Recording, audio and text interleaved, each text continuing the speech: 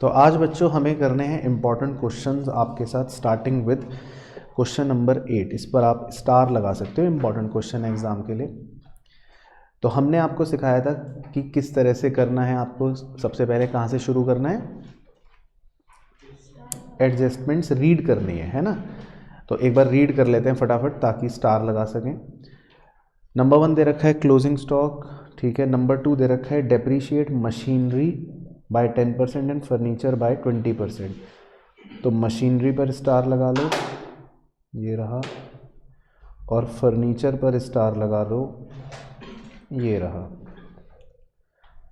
उसके बाद wages and salaries are outstanding, तो किस पे स्टार लगाओगे, वेजेस पर स्टार लगा लो, ये रही, और सैलरीज पर स्टार लगा लो, ये रही। उसके बाद बताओ, write off 50,000 as further bad debts and create 5% provision for doubtful debts, also create provision for discount on debtors 2%। मतलब एक ही लाइन में तीन बातें, तीन एडजस्टमेंट है, तो किस पे स्टार लगाना है, डेटर्स पे लगा लो, चलो ठीक है। और नंबर 5 में दे रखा है investments were made on 1 July 2021 and no interest has been received so far. तो ये है आपका इन्वेस्टमेंट का पॉइंट। तो 6% इन्वेस्टमेंट, तो इसके ब्रैकेट में लिख सकते हो 1 जुलाई की डेट दे रखी है और इस पर स्टार लगा लेते हैं। तो ये बेसिकली हमारे स्टार हो गए, ठीक है जी। चलो तो हम पहले आइटम से शुरू करेंगे, इधर से आप बताते रहोगे, जल्दी से सुपर फास्ट तरीके से बताना है। सबसे पहले कैपिटल बताओ, लाइबिलिटी। तो हाँ, तो पोस्ट करें जल्दी से, कैपिटल लाइबिलिटी साइड अंदर लिख लेते हैं 12 लाख। उसके बाद next item opening stock, trading account debit side 450, ठीक है। तो टू ओपनिंग स्टॉक 450। उसके बाद फर्नीचर 15,000 एसेट, तो बैलेंस शीट में एसेट साइड पर अंदर लिख लेते हैं फर्नीचर 15,000। अब इस पर स्टार लगा हुआ है,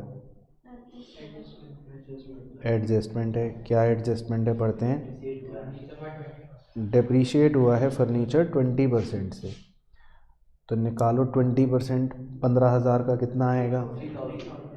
तो दो जगह कहाँ कहाँ लिखेंगे,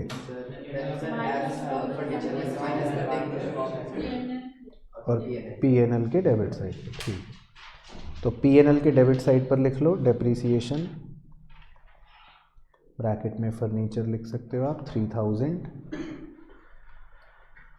और दूसरा कहाँ लिखना है, बैलेंस माइनस फर्नीचर में से, ठीक है। तो फर्नीचर में से माइनस कर दो डेप्रीसिएशन 3,000, बाहर आ गया 12,000।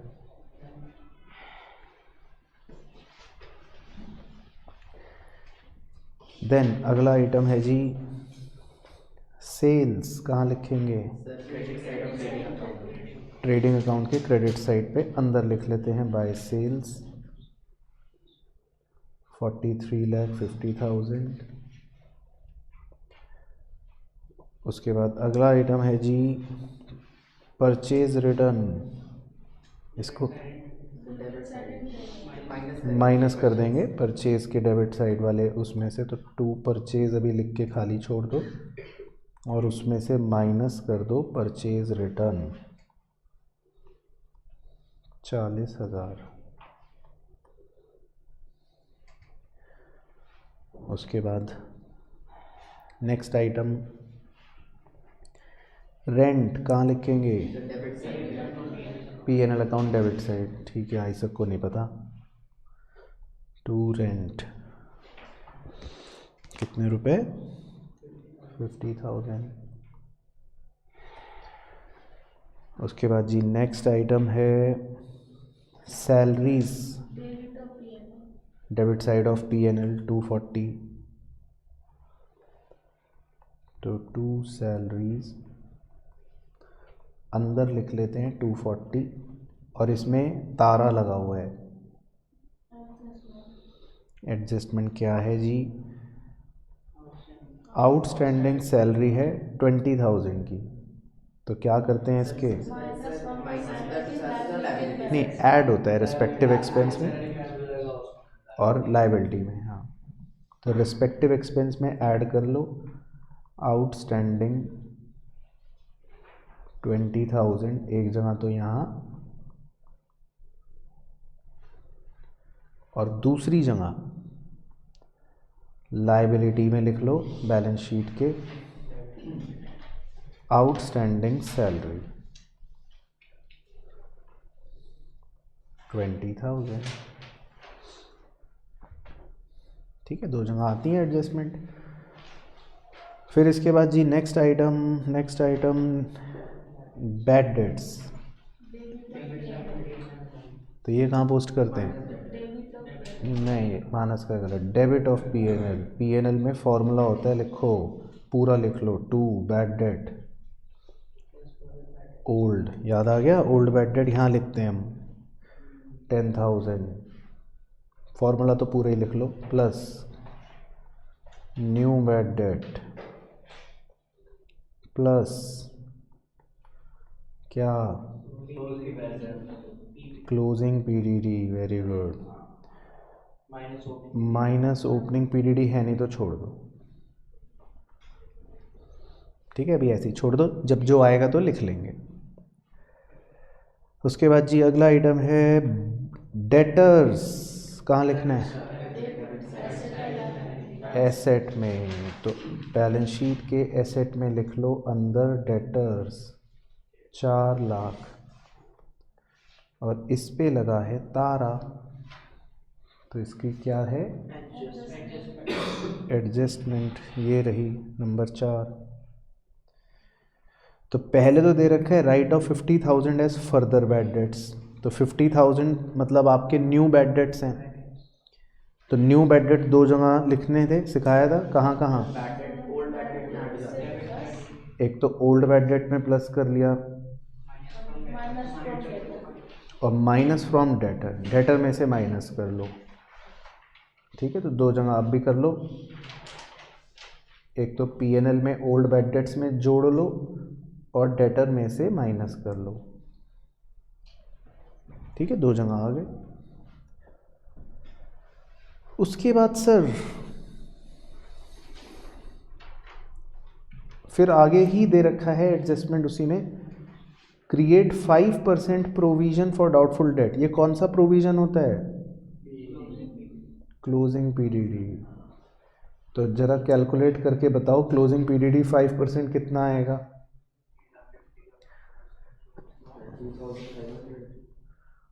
2,500। कौन सा नशा करा है? 17,500। हाँ, ये सही लग रहा है शक्ल से। तो आपको याद है क्लोजिंग पीडीडी कौन सी वैल्यू पर कैलकुलेट करते थे? डेटर्स में से न्यू बैड डेट्स माइनस करके फिर जो बचता है। तो आपके डेटर्स 4 लाख के दे रखे हैं, उसमें से न्यू बैड डेट्स 50 माइनस कर दो, कितना बचेगा? 3,50,000। तो आपको 3,50,000 का 5% कैलकुलेट करना पड़ेगा, तो क्लोजिंग पीडीडी आ जाएगा। अब इसको 2 जगह बताओ कहाँ कहाँ लिखना है? एक तो ये बैड डेट में प्लस कर दो 17,500, और दूसरी जगह माइनस फ्रॉम डेटर। सही, तो डेटर में से माइनस कर दो closing PDD 17,500।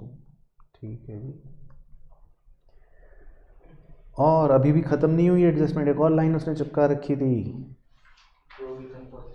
Create provision for discount on debtor at 2%। अब आपको 2% भी कह रहा है निकालना है डिस्काउंट के नाम का, तो 2% कैलकुलेट करके बताओ कितना आएगा? Provision for discount on debtors 2%। किसका? वो तो आप बताओ, मुझे क्या पता भाई। डिस्काउंट कौन से डेटर्स को देते थे, सिखाया था मैंने, गुड डेटर्स को, वेरी गुड। तो गुड डेटर्स कितने हैं बताओ, गुड डेटर्स कितने हैं? मेरी तरह 350? नहीं, गलत। कुछ पे आपको अभी अभी डाउट भी तो हुआ है। हाँ, 17,500 डाउटफुल जो है उनको भी माइनस करो, कितना बच गया? 32,500। 332,500। तो हमको डाउटफुल डेट्स को भी माइनस करना होता है, तब वो गुड डेटर बचते हैं। तो इन गुड डेटर्स का यानी कि 332,500 का 2% निकालो, कितना आएगा जी? 6650 लग रहा है मुझे शक्ल से तो। ठीक है, 6650, तो ये आएगा जी 6650। तो इसको दो जगह बताइए, कहाँ कहाँ? Debit side of P N L account, very good. और माइनस फ्रॉम डेटर, ठीक है। तो पहले डेबिट साइड में लिख लो पी एन एल अकाउंट में, टू प्रोविजन फॉर डिस्काउंट 6650। लिखो आइसक भाई, क्या देख रहे हो पीछे खजाना? 6650 और डेटर्स में से माइनस करो प्रोविजन फॉर डिस्काउंट 6650। ठीक है, जल्दी जल्दी हाथ चलाओ, आज ऐसे आलस में नहीं काम होगा। चलो अब जल्दी से डेटर्स का फाइनल आंसर बाहर कौन बच्चा बताएगा?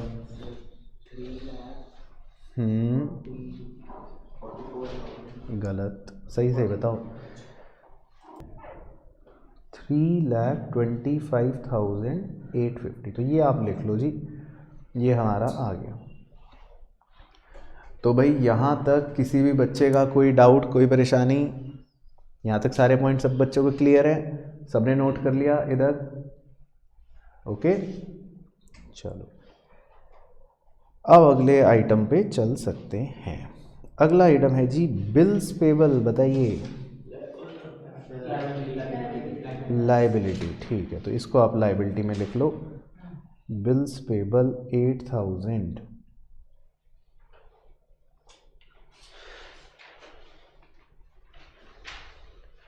उसके बाद सर अगला item advertisement expense, P N L account, debit side में। तो पी एन एल अकाउंट में लिख लेते हैं टू एडवर्टाइजमेंट 60,000, 60। उसके बाद जी नेक्स्ट है पेटेंट्स, बताओ। इनडायरेक्ट एक्सपेंस, नलायक। एसेट है ये तो, बैलेंस शीट में लिखना है। पेटेंट्स इंटेंजिबल एसेट होता है, 48,000, ठीक है। उसके बाद अगला आइटम सर, अगला आइटम है जी ड्राइंग्स, माइनस फ्रॉम कैपिटल 2,10,000, ठीक है। तो कैपिटल में से माइनस कर लेते हैं जी, माइनस ड्राइंग्स 2,10,000। उसके बाद sir next item plant and machinery, asset 240। अच्छा, मेरी बिल्ली मुझी से मैं आऊँ, मतलब बच्चा तारा देखकर आगे की बातें बता रहा है। तो पहले प्लांट एंड मशीन तो लिखने दो अंदर, 2,40,000। तो अब इन्होंने तारा भी देख लिया, तो कितना है इसका डेप्रिसिएशन? 10%। बताओ कितना आएगा? 24,000। और दूसरी जगह कहाँ लिखोगे डेप्रिसिएशन? पी एन एल के डेबिट साइड पे। तो एक तो यहाँ पर आ गया डेप्रिसिएशन 24,000 रुपये, 24,000। और एक इसको आप पी एन एल के डेबिट साइड पर भी लिख लो, टू डेप्रिसिएशन ब्रैकेट में मशीन लिख सकते हो 24,000, ठीक है जी। उसके बाद सर नेक्स्ट आइटम दिखाओ, परचेजेस, 2950 कहाँ? Debit side trading account. ठीक है, तो ट्रेडिंग अकाउंट में डेबिट साइड अंदर लिख लो 2950, तो बाहर आ गया 2910। उसके बाद जी नेक्स्ट आइटम है इंश्योरेंसेस। एसेट नहीं है मानस बाबू, P&L अकाउंट में ये एक्सपेंस है। To insurance 15,000। उसके बाद नेक्स्ट आइटम है सेल्स रिटर्न। सेल्स में से माइनस कर दो, माइनस सेल्स रिटर्न 70,000, तो बाहर आ गया 4280। उसके बाद next trade expenses.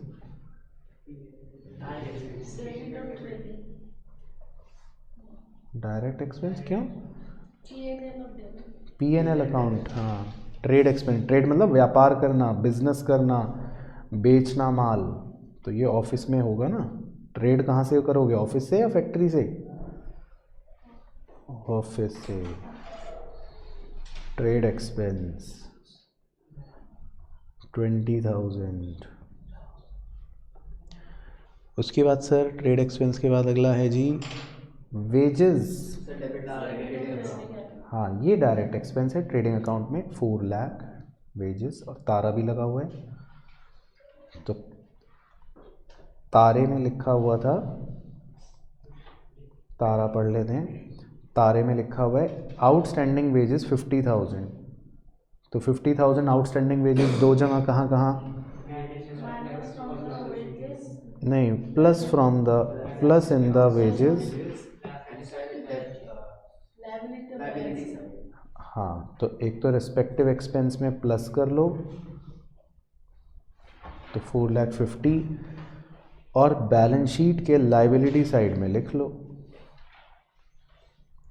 Outstanding wages 50। Very good. उसके बाद जी बस अंतिम सांसें ले रहा है अब सवाल। 6% इन्वेस्टमेंट, तो इन्वेस्टमेंट बताओ कहाँ पोस्ट करेंगे? एसेट ऑफ बैलेंस शीट, तो 5 लाख रुपए एसेट,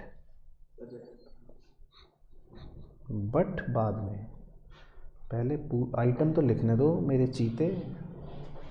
6% इन्वेस्टमेंट 5 लाख, हाँ, बट अब करो कि सर इस पे तारा लगा हुआ है, अब बट आ गया है। हाँ, तो अब हम तारे की बात करेंगे। तुमने आइटम लिखने नहीं देते, बट पे पहले पहुंच गए, ये है चीतापना। हाँ, अब बट करो। तो भाई 6% इन्वेस्टमेंट में तारा लगा हुआ था, तारे में ये नीचे दे रखी है एडजस्टमेंट। कह रहा है आपने ये इन्वेस्टमेंट 1 जुलाई को खरीदी है। तो एक बार काउंट करते हैं, जुलाई, अगस्त, सितंबर, अक्टूबर, नवंबर, दिसंबर, जनवरी, फरवरी और मार्च। तो आपको कितने महीने का इंटरेस्ट मिलना चाहिए? 9 महीने का। ठीक है, काउंटिंग सबकी हो गई? ओके। तो आप ये निकालो कि इंटरेस्ट कितना मिलना चाहिए। 6% दे रखा है अगर, और 5 लाख रुपए की इन्वेस्टमेंट है, तो 6% 9 मंथ्स के लिए निकालो कि कितना इंटरेस्ट मिलना चाहिए। इंटरेस्ट मैं हिंदी में लिख रहा हूँ, जब तक कैलकुलेट करो। मिलना चाहिए, बताइए जी कैलकुलेट करके। 5 लाख रुपी इंटू 6% इंटू 9/12,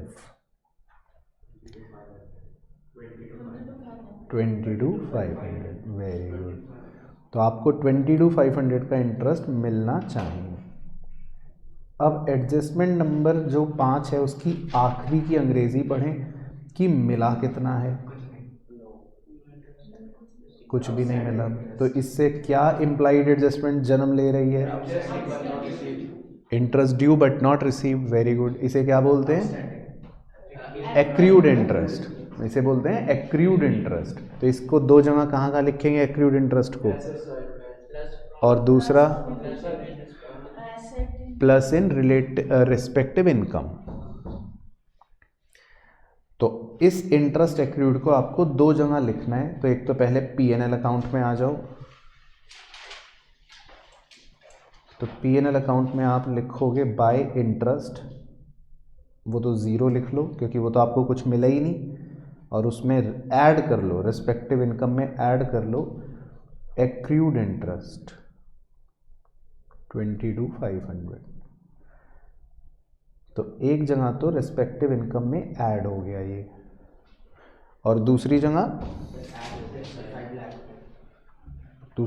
बैलेंस शीट के एसेट साइड पर। तो बैलेंस शीट के एसेट साइड पर लिख लो एक्रूड इंटरेस्ट 22,500।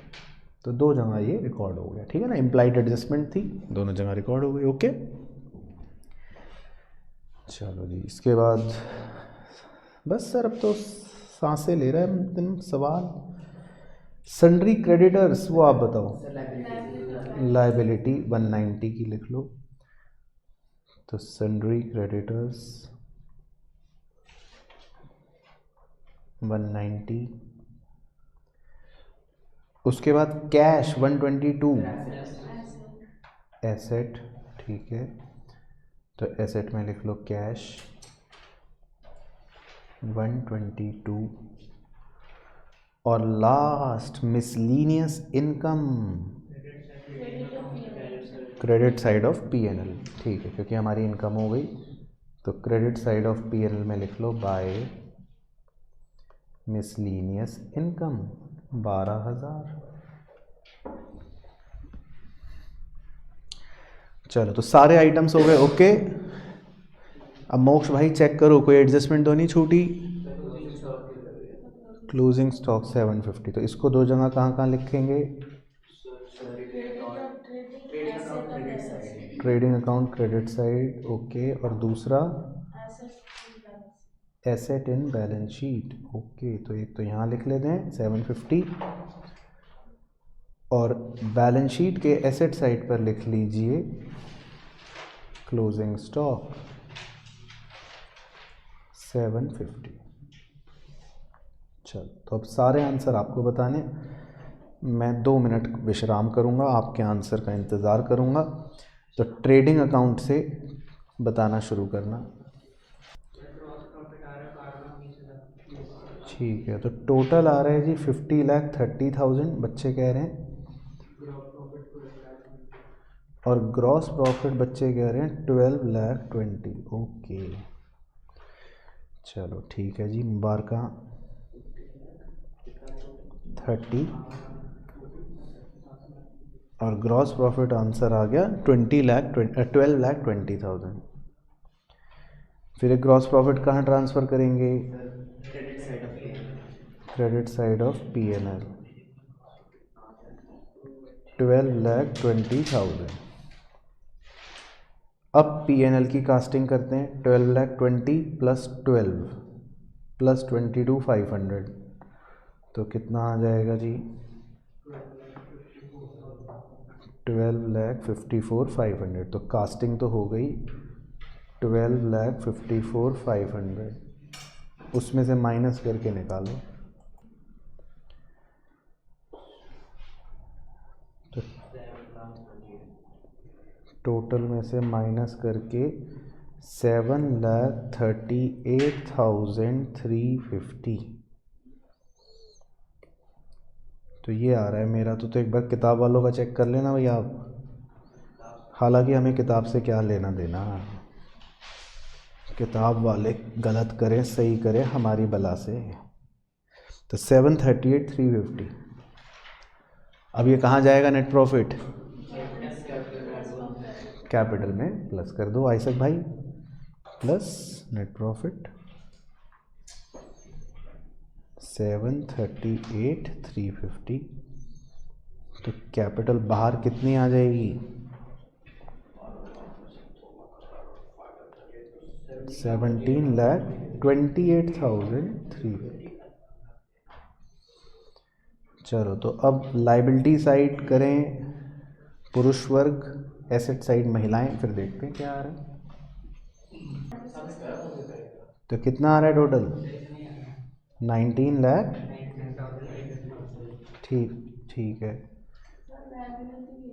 लाइबिलिटी भी यही आ रहा है और एसेट भी यही आ रहा है, 19,96,350। ठीक है ना। अब किताब वालों का ठीक हो गलत हो हमारी बला से, हमें क्या, हमारा ठीक है। ओके भाई, तो सबको प्रक्रिया समझ आई? Okay, clear. चलो तो अगला प्रश्न एक और करेंगे सर, एक और इम्पोर्टेंट क्वेश्चन करते हैं, क्वेश्चन नंबर 9। इस पे भी स्टार लगा लो। चलो तो जल्दी से शुरू कर रहे हैं। From the following trial balance of Mahesh prepare his final account for the year. तो वही खेल है। तो पहले एडजस्टमेंट पढ़ते हैं। नंबर 1 लिखा है क्लोजिंग स्टॉक, ठीक है। Number 2 rent of 1200 received in advance. तो किस पे तारा लगा लेते हैं? रेंट पे। कहाँ है रेंट? दिख नहीं रहा, ये रहा। उसके बाद जी outstanding liability for miscellaneous expense. Miscellaneous expense पे तारा लगा लेते हैं। कहाँ है मिसलीनियस एक्सपेंस? ये रहा। उसके बाद जी commission earn but not received, मतलब एक्रूड। कमीशन पे तारा लगा लो, ये रहा कमीशन।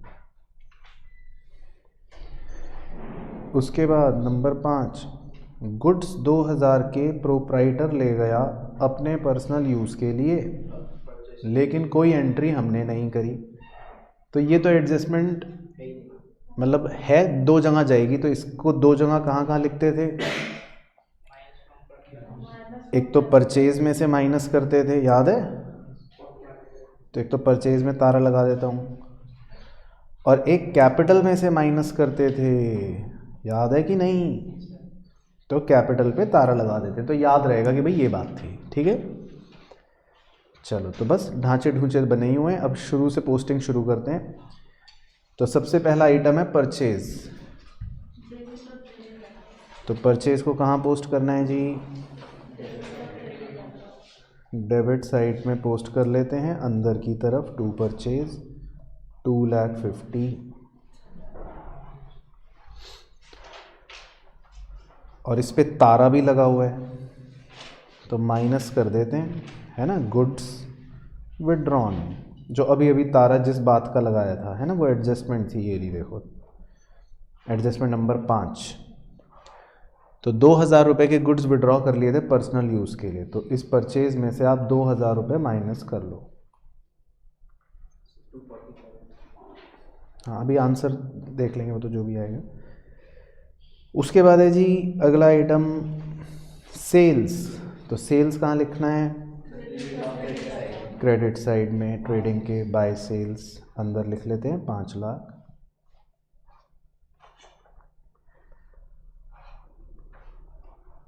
उसके बाद अगला आइटम है जी रिटर्न इनवर्ड। इसको क्या करते हैं? सेल्स रिटर्न को क्या करना है? सेल्स में से माइनस। तो माइनस करो सेल्स रिटर्न 12,000। तो बाहर कितना आ गया? 488। ठीक है। उसके बाद जी अगला आइटम रिटर्न आउटवर्ड। इसका क्या करना है? परचेज में से माइनस कर दो, है ना, परचेज रिटर्न। तो परचेज में से माइनस कर दो परचेज रिटर्न 10,000। तो अब आएगा मानस भाई बाहर 238। उसके बाद जी अगला इंश्योरेंस पीएनएल के डेबिट साइड 1200 टू इंश्योरेंस 1200। उसके बाद जी इंश्योरेंस के बाद रिपेयर्स, वो भी डेबिट साइड पीएनएल तो 2 रिपेयर्स 8,000।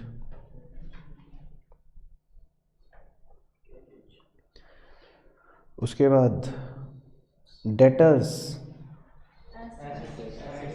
और अगला क्रेडिटर्स लायबिलिटी, तो दोनों को लिख लेते हैं। तो बैलेंस शीट में आ जाओ जी, डेटर्स को एसेट में लिख लो रोहित बाबू, और क्रेडिटर्स को लायबिलिटी में लिख लो 1 lakh.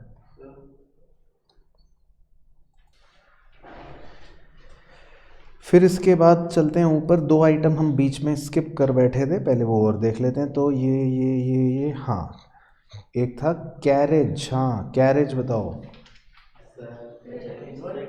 Side of trading account. क्यों, कुछ बोला तो है नहीं, तो क्या मानते हैं? Very good. और वेजेस, इसको ये भी डायरेक्ट एक्सपेंस, तो इन दोनों को ट्रेडिंग अकाउंट में, दोनों डायरेक्ट एक्सपेंस है। तो कैरेज और वेजेस दोनों को आप ट्रेडिंग अकाउंट में लिख लो। तो 2 कैरेज 8,000 और 2 वेजेस 60,000। ठीक है, दोनों डायरेक्ट एक्सपेंस होते हैं। इसके बाद जी अगला item printing and stationery, debit of PNL. तो लिख लो 2 प्रिंटिंग 6,000। उसके बाद जी अगला item advertisement, debit of PNL. तो वो भी पीएनएल में लिख लो एडवर्टाइजमेंट 15,000। उसके बाद बिल्स रिसीवेबल और बिल्स पेबल लायबिलिटी। ठीक है, तो दोनों लिख लेते हैं। तो बैलेंस शीट में चलते हैं। एसेट में लिख लो बिल्स रिसीवेबल 4,000 और लायबिलिटी में लिख लो बिल्स पेबल 2,000। तो यहाँ तक ओके है भाई सब बच्चों को? उसके बाद अगला item opening stock, trading account debit side. तो लिख लो 2 ओपनिंग स्टॉक 30,000। उसके बाद अगला item cash in hand, asset 12,000। तो कैश इन हैंड आपके पास हैं पैसे 12,000। उसके बाद जी अगला item interest on bank loan, debit side in PNL, क्योंकि आपका एक्सपेंस है। तो interest on bank loan 2,800 PNL में लिख लो 2 इंटरेस्ट ऑन बैंक लोन, अंदर लिख लेना अभी फ़िलहाल 2,800। उसके बाद अगला आइटम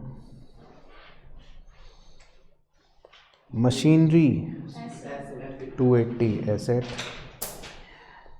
तो बैलेंस शीट में एसेट में लिख लो मशीनरी 280।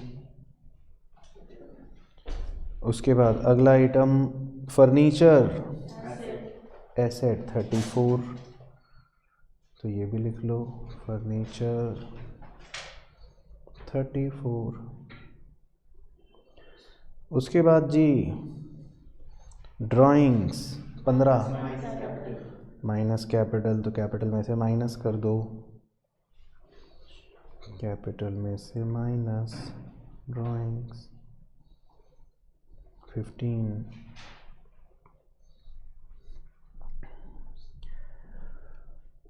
उसके बाद अगला आइटम ड्राइंग्स के बाद है इनकम टैक्स पेड। हाँ नहीं, नालायक बच्चे हो। ये मैंने आपको बहुत पहले भी सिखाया था कि ये ड्राइंग्स ही होती हैं। इनकम टैक्स पेड भी क्या होता है? ड्राइंग्स, क्योंकि प्रोप्राइटर अपना पे करता है। तो इसे भी आप क्या करोगे? माइनस फ्रॉम कैपिटल, हाँ तो इसमें से माइनस कर दो इनकम टैक्स पेड 5000। इसके बाद जी अगला आइटम कमीशन, क्रेडिट साइड में 1000, पीएनएल का क्रेडिट साइड और तारा भी लगा हुआ है। तो पहले तो कमीशन लिख लो अंदर 1000, फिर इसका तारा पढ़ते हैं क्या है। तो इसके तारे में लिखा है नंबर 4 में कमीशन अर्न कर लिया पर अभी तक मिला नहीं, मतलब एक्रूड कमीशन है 2100 रुपये का। बताओ क्या करेंगे, दो जगह ऐड इन रिस्पेक्टिव इनकम और asset in balance sheet. Very good. तो रोहित बाबू तुम कब ऐसे आंसर दोगे? तो ऐड करो रिस्पेक्टिव इनकम में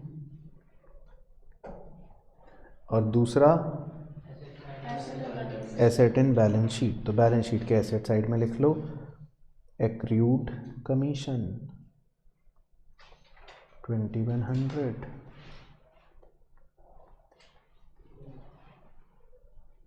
ठीक है, समझ आया? उसके बाद सर बड़ा मज़ा आ रहा है रोहित को चेपने में। फिर है अगला आइटम 12% बैंक लोन। तो बताओ कहाँ पोस्ट करेंगे, बैंक से लोन लिया आपने लाइबिलिटी, क्योंकि क्रेडिट साइड में दे रखा है तो इसका मतलब आपने लोन लिया है, लाइबिलिटी है, तो इसको आप लाइबिलिटी साइड में पोस्ट कर दोगे 12% बैंक लोन। कितने रुपए हैं?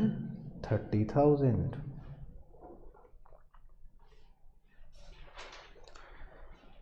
अब सर 12% बैंक लोन देने का मतलब है ये इम्प्लाइड एडजस्टमेंट है। इम्प्लाइड एडजस्टमेंट उस दिन करवाया था जिस दिन आप नशे में थे, याद है? आए नहीं थे जब नशे की अवस्था में आप नाली में गिरे हुए थे। तो भाई 12% बैंक लोन का मतलब ये है कि आपने जो बैंक से लोन लिया उस पर आपको कितना इंटरेस्ट पे करना है? 12%।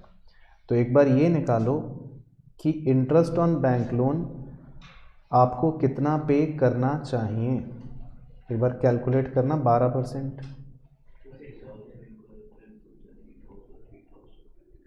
12% 30,000 का कितना आएगा? 3,600। तो आपको कितने रुपए पे करने चाहिए? 3,600। हाँ 3,600। अब आप ऊपर जाकर इस आइटम को चेक करो जहाँ लिखा था इंटरेस्ट ऑन बैंक लोन, आपने पे कितना करा है? तो निकालो इससे इम्प्लाइड एडजस्टमेंट क्या बनी? Outstanding interest. Very good. तो आपने अभी तक सिर्फ 2800 पे करा है, लेकिन करना कितना चाहिए था? 3600। तो कितना आउटस्टैंडिंग निकाला? 800। तो कितने रुपए आउटस्टैंडिंग इंटरेस्ट बन गया? 800। दोनों का डिफरेंस 800 रुपये। ओके जी, याद आ गई इम्प्लाइड एडजस्टमेंट? तो अब आउटस्टैंडिंग इंटरेस्ट को दो जगह कहाँ कहाँ लिखेंगे? हाँ वेरी गुड। तो रिस्पेक्टिव एक्सपेंस में आप ऐड कर लो प्लस आउटस्टैंडिंग इंटरेस्ट 800। एक जगह तो यहाँ आ गया और दूसरी जगह लाइबिलिटी में लिख लेते हैं। आइए, आउटस्टैंडिंग इंटरेस्ट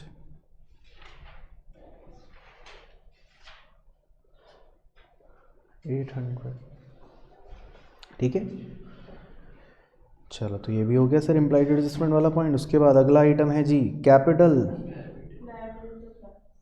लाइबिलिटी 240 और तारा भी लगा। तारा किस बात का होगा? ये जो गुड्स प्रोप्राइटर ने विड्रॉ करे थे, है ना, इसका तारा था ना। देखो तारे का फ़ायदा हो गया, नहीं तो मानस जैसा बच्चा तो खाली कैपिटल लिख के आगे बढ़ जाए। तो तारे से हमेशा याद रखना है कि उसकी कोई एडजस्टमेंट है। हाँ, तो कैपिटल 240 है और तारा भी है। तो पहले कैपिटल लिख लेते हैं 240 और तारे वाला गुड्स माइनस कर लो, गुड्स विड्रॉन 2000। तो ये फ़ायदा होता है तारे का। चलो ठीक है जी। फिर अगला आइटम है rent received, credit in PNL, और तारा भी है। हाँ तारा भी है। तो बाय रेंट 5000, और तारे में क्या लिखा है? Second point, rent 1200 received in advance. बताइए जी। सर माइनस होगा सर 5000 से। माइनस होगा और लायबिलिटी साइड, तो माइनस कर दो एडवांस रेस्पेक्टिव इनकम में से 1200 रुपये माइनस, और दूसरा कहाँ लिखेंगे रोहित भाई? लायबिलिटी। थप्पड़ मारो गाल पे एक, पहले तो मारो थप्पड़, आवाज़ नहीं आ रही। हमने एडवांस में रिसीव करा तो हमारे सर पे बोझ है कि नहीं? रात को नींद नहीं आएगी। आपने रेंट रिसीव कर लिया एडवांस में, तो ये लायबिलिटी है या एसेट है? लायबिलिटी है ना, रेंट रिसीव्ड इन एडवांस। आपने मुझे 12th की फ़ीस अभी से दे दी मान लो, तो क्या मुझे रात को नींद आएगी? बिल्कुल भी नहीं आएगी। मेरे लिए तो ये लायबिलिटी है, मैंने पैसे आपसे एडवांस में ले लिए। तो आपको अगर कभी भी पैसे एडवांस में मिल रहे हैं तो वो आपके लिए क्या है? लायबिलिटी। ठीक है जी। चलो उसके बाद अगला आइटम, लास्ट आइटम है कैश एट बैंक एसेट। तो इसको आप एसेट में लिख लो, कैश एट बैंक 28,000। चलो तो सारी पोस्टिंग हो गई, मज़ा आ गया। तो दक्ष बाबू बताओ, कोई एडजस्टमेंट छोड़ तो नहीं दी हमने? देखते हैं उसमें क्लोजिंग स्टॉक। ठीक है, तो इसको दो जगह कहाँ? ठीक है, तो ट्रेडिंग अकाउंट के क्रेडिट में लिख लेते हैं बाय क्लोजिंग स्टॉक 21, और बैलेंस शीट के एसेट में लिख लेते हैं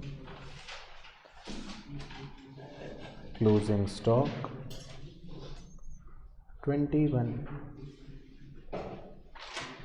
ठीक है जी, ओके।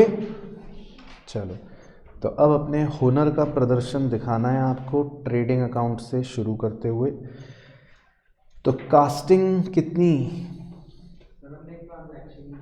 एक ट्रांजैक्शन नहीं करी, ओके। कौन सी रह गई? वो कहाँ है?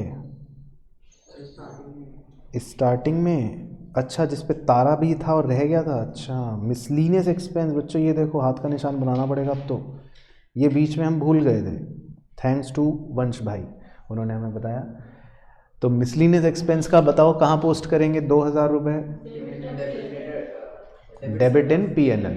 ठीक है, ठीक है। और तारा भी है तो तारा भी अभी लगा देंगे। तो पहले लिख लेते हैं पीएनएल में डेबिट टू मिसलीनियस एक्सपेंस, अंदर लिख लो 2000। तो जब मैंने दक्ष से पूछा था कि सारी एडजस्टमेंट कर ली है, तो कह रहा था सारी कर ली। इसका मतलब दक्ष नालायक है। तो भाई दक्ष, एडजस्टमेंट हमेशा इसलिए चेक करनी है ध्यान से कि सारी हुई कि नहीं तो यही सब गड़बड़ होती है एग्जाम में, जैसे अभी हो रही है। अब देखो, मिसलीनियस एक्सपेंस का तारा लगा हुआ था ना, ये रही एडजस्टमेंट। आउटस्टैंडिंग मिसलीनियस एक्सपेंस 12,000, कहाँ पोस्ट करोगे? दो जगह ऐड कर देंगे रेस्पेक्टिव एक्सपेंस में और लायबिलिटी।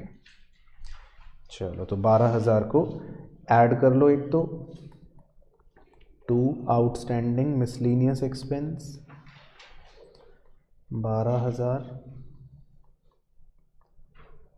और बैलेंस शीट में लायबिलिटी। तो लायबिलिटी में आ जाते हैं आउटस्टैंडिंग मिसलीनियस एक्सपेंस 12,000। तो अब बताओ दक्ष, सर ये सारी हो गई पोस्टिंग? दक्ष कह रहा सर मैंने आंख बंद कर ली, अब आप जो कर लो। 1 2 3 4 5 हो गई, चार सारी हो गई हैं। चलो तो अब ट्रेडिंग अकाउंट से अपना कास्टिंग करो, मुझे भी बताओ। सर 1,73,000 आ रहा है sir. Total gross profit total 5,09,000। ठीक है, तो फटाफट बता दिया मानस बाबू ने। 5,09,000 आ गया टोटल, और आपका ग्रॉस प्रॉफिट सर 1,73,000। 1,73,000, ठीक है, टू ग्रॉस प्रॉफिट, ठीक है ना। तो बाकी किताब वालों का आप अपने आप चेक कर लेना, गलत आए सही आए हमारी बला से। 1,73,000। अब इसको कहाँ ट्रांसफ़र करना है? Sir credit side P&L। Credit side P&L by gross profit 173। तो क्रेडिट साइड का टोटल आ गया जी 179,900। तो 179,900 में से माइनस करो ये सब, 132,100, ठीक है। तो नेट प्रॉफिट आ गया 132,100। बाकी किताब वालों का आप अपने आप चेक कर लेना, गलत आए सही आए हमारी बला से, है ना। हमारा तो सही है ही है क्योंकि हम साथ साथ कर रहे हैं। अब ये नेट प्रॉफिट कहाँ ले जाएं? बैलेंस शीट में कैपिटल में ऐड। तो कैपिटल में आप जोड़ लो प्लस नेट प्रॉफिट 132,100। तो कैपिटल बाहर बताओ कितनी आएगी? तो जी 20,000 भी माइनस 220, 352, 350, 100 कितना आ रहा है? 350, 100, 350, 100। चलो तो अब महिलाएं करें एसेट साइड का, पुरुष लाइबिलिटियां बताएं। तो जी 4,96,100 इधर का भी आ रहा है, और 4,96,100 इधर का भी आ रहा है, ठीक है। तो इसका मतलब हमारा सही है। तो क्लियर हो गया आपको अच्छे से अब कैसे करना है क्वेश्चंस? चलो तो बस यही करना था।